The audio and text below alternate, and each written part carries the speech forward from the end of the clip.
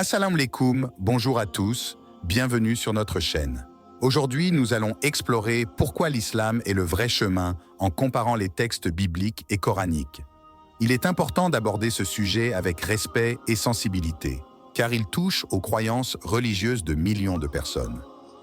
En tant que créateur de contenu, il est crucial de présenter des informations avec précision et impartialité, tout en respectant les sensibilités des différentes communautés religieuses.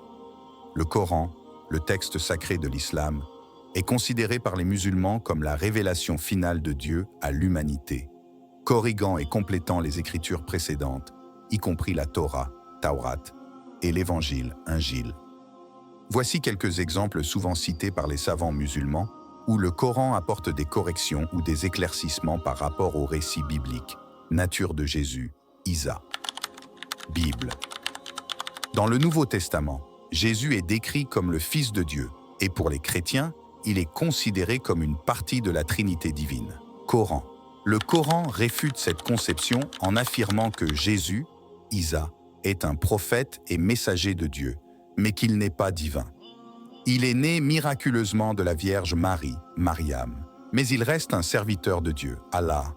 Sourate Al-Maïda 5, 72-75. Crucifixion de Jésus. Bible. Les évangiles du Nouveau Testament décrivent la crucifixion de Jésus comme un événement central de la foi chrétienne, suivi de sa résurrection. Coran.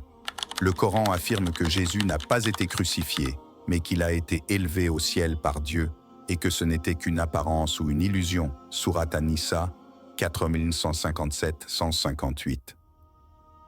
Récit de la création. Bible. Le livre de la Genèse dans l'Ancien Testament décrit la création du monde en 6 jours, suivi d'un jour de repos. Coran. Le Coran décrit également la création en 6 jours, mais ne mentionne pas un jour de repos. Au contraire, il est dit que Dieu n'a pas besoin de repos. Sourate Kaf 50-38. Péché originel. Bible. Selon la tradition chrétienne, le péché originel découle de la désobéissance d'Adam et Ève dans le jardin d'Éden, et cette culpabilité est héritée par tous leurs descendants. Coran. Le Coran reconnaît la désobéissance d'Adam et Ève, mais il enseigne que Dieu les a pardonnés et qu'il n'y a pas de péché originel hérité par l'humanité. Sourate Al-Baqarah 2, 37. Récit de Noé, nu. Bible. L'arche de Noé est décrite dans la Genèse avec des détails spécifiques sur la taille de l'arche et les espèces sauvées. Coran.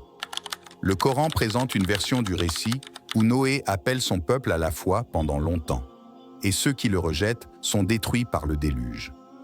Le Coran ne donne pas les mêmes détails spécifiques que la Bible, mais se concentre davantage sur le message de foi et d'obéissance à Dieu. Sourate Hud 11, 25, 48. Ces exemples montrent comment le Coran réinterprète ou corrige certains récits de la Bible selon la perspective islamique.